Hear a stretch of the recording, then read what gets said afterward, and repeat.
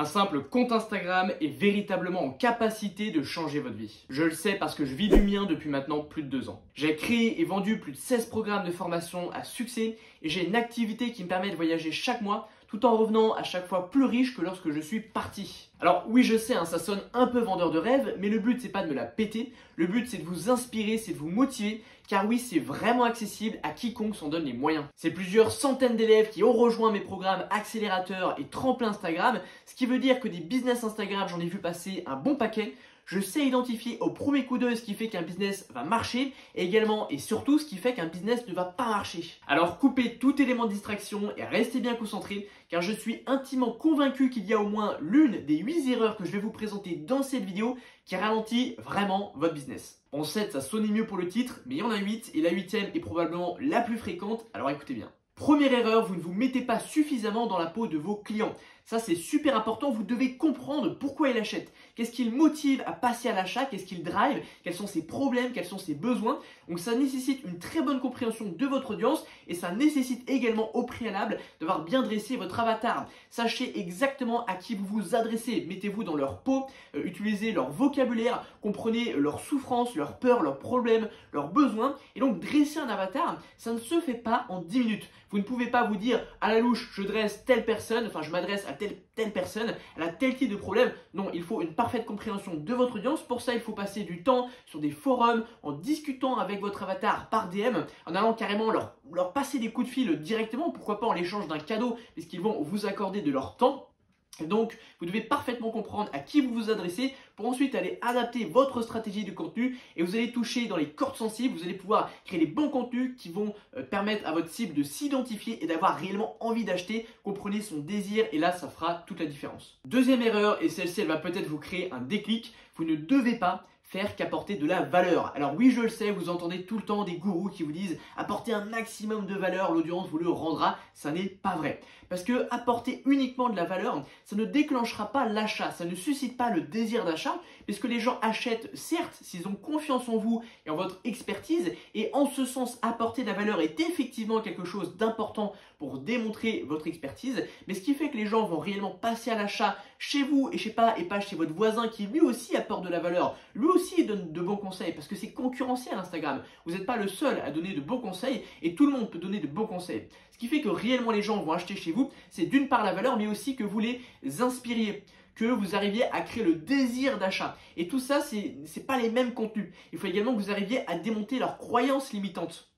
Parce que ce qui fait que les gens n'achètent pas chez vous, c'est qu'ils manquent de confiance en eux. Ils se demandent s'ils vont pouvoir réussir, s'ils vont avoir confiance en vous, si ça va leur prendre trop de temps, etc. Donc c'est votre rôle de créer des contenus qui vont non pas uniquement apporter de la valeur, mais aussi inspirer en montrant ce que désirent avoir les gens et que vous l'avez. Vous devez également démonter les croyances limitantes, etc. Avant de poursuivre, j'ai un super cadeau pour vous. C'est un kit Instagram qui regroupe 3 documents qui vont vous aider à vous développer sur Instagram. Le premier document, c'est un guide pour créer des réels viraux. Le second, c'est 5 prompts Instagram qui sont personnalisables et qui vont vous aider à créer des contenus plus facilement, plus vite et de meilleure qualité. Et le troisième document, c'est 7 templates de contenu viral qui vont vous aider à créer des contenus qui vont casser l'algorithme, qui vont faire des centaines de milliers de vues. Vous pouvez récupérer ça gratuitement sur le premier lien en description et on poursuit. Troisième erreur, c'est d'avoir une bio qui manque de clarté, qui est trop large.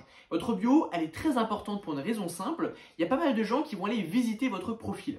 Et quand les gens visitent votre profil, ils y passent que quelques secondes. Rappelez-vous-en, on vit dans une période de guerre de l'attention. Les gens vous donnent que quelques secondes de leur précieux temps. Ils naviguent de contenu en contenu, de compte en compte. Et donc, ils n'ont aucune raison de s'abonner à votre compte si vous êtes un compte comme on en voit un peu partout. Par contre, si vous allez spécifier votre bio en montrant qu'elle s'adresse à une catégorie précise de personnes et que la personne qui visite votre profil s'identifie dans cette catégorie précise de personnes, eh bien, elle va se dire, ok, ce compte-là, il est spécifiquement fait pour moi. Et donc, j'ai une bonne raison de m'abonner. Plutôt que d'avoir une bio qui est large, qui certes va parler à beaucoup de gens, mais au final, vous allez attirer personne. Rappelez-vous-en, parler à tout le monde, c'est ne parler à personne. Alors soyez spécifique, spécifiez exactement à qui vous vous adressez. Donc votre bio finalement va faire le tri naturel entre les visiteurs, ceux qui ne sont pas qualifiés pour votre business finalement, et les touristes, et les gens qui le sont, pardon. Et vous allez garder uniquement ceux qui le sont. Quatrième erreur, prenez-la avec sérieux s'il vous plaît. Elle est liée à la précédente. Je vous l'ai dit, votre bio doit être spécifique pour conserver uniquement les gens intéressés. Par contre, à l'inverse, votre contenu, ou du moins une partie de votre contenu, doit viser un public large pour aller chercher de la viralité et ramener un maximum de comptes sur votre compte. Alors oui, je le sais, on vous adresse tout le temps le discours du « il faut qualifier votre audience pour attirer les bonnes personnes et avoir des gens qui achètent vos produits ». C'est effectivement important de toucher les bonnes personnes. Néanmoins, lorsque vous observez le marché Instagram et que vous regardez 99% des comptes sur la plateforme, eh bien on se rend compte que certes, les coachs, les formateurs, les prestataires de services, ils vont essayer d'adresser une audience qui est qualifiée, et ils ont une audience qui est qualifiée, mais ils ont 300 abonnés. Alors oui, je sais, on peut vendre avec une toute petite audience, on a une audience qualifiée, mais restons lucides, avec 200-300 abonnés, vous n'allez pas avoir un business qui tourne. Ou peut-être que par chance, vous allez trouver 2 clients high ticket qui vont vous payer 1000 €, mais il y a très peu de chances pour que ce soit durable. Avec 300 abonnés, vous ne trouverez pas 2 ou 3 personnes qui vous paieront 1000 € tous les mois pendant 12 mois. Ça fait 24 clients sur l'année. Le ratio est strictement impossible. Alors oui, vous pouvez vendre en ayant 2-3 000 abonnés qui tournent. Là, pour le coup, c'est une audience qualifiée.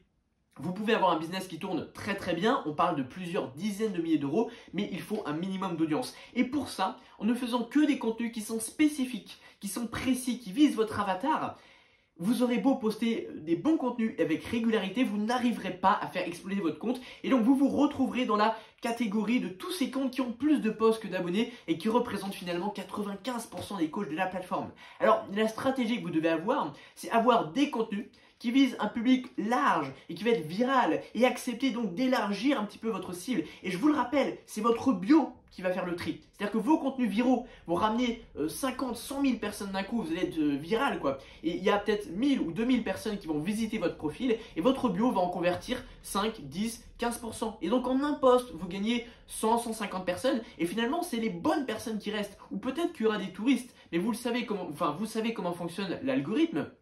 Si les touristes n'interagissent plus avec votre contenu, qu'ils ne regardent plus longtemps, qu'ils ne likent plus, bah petit à petit, l'algorithme ne va plus montrer votre contenu à ces personnes. Et donc, certes, ils auront gonflé votre nombre d'abonnés, mais on s'en fout, c'est la crédibilité. Par contre, les gens intéressés, eux, vont continuer de regarder. Et donc, finalement, le tri va se faire naturellement. Donc voilà, il faut des contenus pour attirer un maximum de personnes. Il faut aussi, bien entendu, des contenus qui s'adressent à votre cible, parce que c'est à eux qu'on s'adresse et c'est eux qui seront vos futurs clients. Mais ne faites pas uniquement des contenus qualifiés. C'était super important. J'espère que vous appréciez la valeur que je vous donne, parce que dans ce conseil, il y a beaucoup de valeur. 5e conseil, encore une fois contre-intuitif, ne mettez pas de lien en arbre dans vos bios. Vous savez, les liens en arbre, c'est tout ce qui est Linktree, Braintree. En fait, vous avez un seul lien et quand on clique, ça ouvre une page avec cette fois-ci plusieurs liens, et donc on peut rediriger les gens vers plusieurs liens. Alors, il y a beaucoup de débutants en marketing qui sont tentés de mettre ce genre de lien. C'est tentant parce qu'on se dit, la personne va cliquer et après, je peux lui montrer ma chaîne YouTube, je peux lui montrer mon site internet, je peux lui proposer un lead magnet, un cadeau récupéré, etc. Et on a effectivement envie de tout montrer. Mais la réalité, et ça c'est vraiment vérifié en marketing, je peux vous l'assurer que si vous regardez n'importe quel entrepreneur qui a un business qui tourne très bien, vous verrez que dans sa bio, il y a un seul et unique lien. Plus vous mettez le lien, plus vous proposez de choix, plus vous allez diluer le trafic. Et c'est pas une bonne chose. Vous, ce que vous cherchez avec votre compte Instagram, c'est pas envoyer des gens sur votre site, c'est pas envoyer des gens sur votre chaîne YouTube, c'est à choper des leads. Donc soit vous mettez un Calendly pour que les gens réservent un call, et dans vos contenus, vous allez faire des appels à l'action pour que les gens aillent booker un call. Et d'ailleurs, si vous mettez un lien en arbre et vous leur proposez de booker un call, et bien les gens qui étaient peut-être prêts à booker un call vont terminer par regarder votre site internet, sauf que les gens n'achètent quasiment jamais directement depuis un site. Vous allez perdre le client, il ne va pas réserver son call, c'est pas bon. Donc soit vous mettez un call, soit vous mettez directement votre cadeau, donc votre lead magnet, avec une page de capture email. Les gens laissent leur email pour recevoir le cadeau. Donc soit une page de capture, soit un lien pour réserver un call, mais on oublie les liens en arbre. Une fois que vous aurez le lead, vous aurez tout le temps derrière par votre newsletter de créer de la valeur et de créer de la relation finalement, parler de votre chaîne YouTube, parler de vos autres liens tout simplement. Très important. 6e erreur et non des moindres, vous négligez la relation avec votre audience. Je vous le dis clairement, avoir une grosse audience ne suffit pas pour vendre. Je répète, avoir une grosse audience ne suffit pas pour vendre. L'argent est dans la relation, c'est dans les contacts que vous allez établir avec votre audience, c'est dans la proximité, dans la connexion que vous allez créer avec votre audience que l'argent se trouve. Alors pour ça, il faut évidemment engager des conversations par DM, et je ne parle pas d'une prospection agressive et dégueulasse en mode « Salut, tu as pensé à faire ça? Non, parce que mon produit, blablabla. » Non, il est cultiver des relations authentiques. Parler, discuter un maximum avec votre audience, en plus d'apprendre à la connaître et donc de pouvoir proposer une meilleure offre. C'est comme ça que vous allez créer des relations. apportez-leur de la valeur et vraiment la profonde volonté de les aider, et à force de discuter, de créer la relation, eh bien vous allez voir, non pas juste après avoir discuté, mais quelques semaines, quelques mois parfois plus tard, que subitement les gens avec qui vous avez discuté commencent à être clients chez vous. Et voilà, c'est comme ça que ça se passe. Donc discutez par DM. Vous pouvez éventuellement ajouter des lives une fois par semaine ou une fois par mois pour discuter directement avec votre audience. Les stories également, c'est pas mal pour créer de la proximité, pour créer de la relation. Voilà, créer également des questions sessions-réponses. Tout ça, c'est super important. D'ailleurs, à ce propos, si vous avez une problématique business, une question à me poser, n'hésitez pas à m'envoyer dès maintenant un message sur Instagram. Alors oui, je sais, j'ai 97 000 abonnés. On pourrait penser que je ne vais pas répondre à tout le monde. Et pour la raison que je viens de vous donner, je passe chaque jour entre 30 et 45 minutes pour répondre à tout le monde. Dans la limite du respect de mon temps, bien entendu. Je vous invite à être concis, clair et aller droit au but. Mais je vous aiderai avec grand plaisir. Et puis, je m'en cache pas. Éventuellement, si vous voulez faire passer votre business au niveau supérieur, on peut bosser ensemble. Je vois passer des business Instagram à longueur de journée. J'ai l'habitude de traiter ce genre de problématiques. Donc si vous voulez passer au niveau supérieur, apprendre à faire décoller votre audience, à créer la relation avec votre audience, à mieux positionner votre offre, mieux définir votre offre, améliorer votre offre. Tout ça sont des choses sur lesquelles je peux vous aider. Mais bien entendu, si on ne bosse pas ensemble, c'est absolument pas grave. Je serais content de vous avoir généreusement apporté des conseils. Donc n'hésitez pas, mon Instagram, mes DM Instagram sont ouverts. Justement, parlons-en de votre offre. 7e erreur, vous avez une offre qui est trop large. Il sera infiniment plus simple de vendre en ciblant un problème ou besoin précis auquel votre offre va répondre. Ciblez vraiment une catégorie de personnes spécifiques ayant un problème spécifique plutôt que de chercher à toucher tout le monde. Je le répète une fois de plus, mais parler à tout le monde, c'est ne parler à personne. Et bien souvent, il est beaucoup plus facile de se distinguer de sa concurrence et de donner aux gens une bonne raison d'acheter chez vous en ciblant un problème qui est précis, plutôt qu'en essayant de créer le programme bateau trop large que proposent souvent d'ailleurs les leaders de votre thématique, puisque les leaders, eux, sont capables d'élargir leur offre de par la crédibilité qu'ils ont, de sorte à pouvoir toucher un maximum de gens sur le marché, donc rafler une grosse majorité du marché. Mais si vous arrivez en faisant la même chose, ça ne marchera pas pour vous.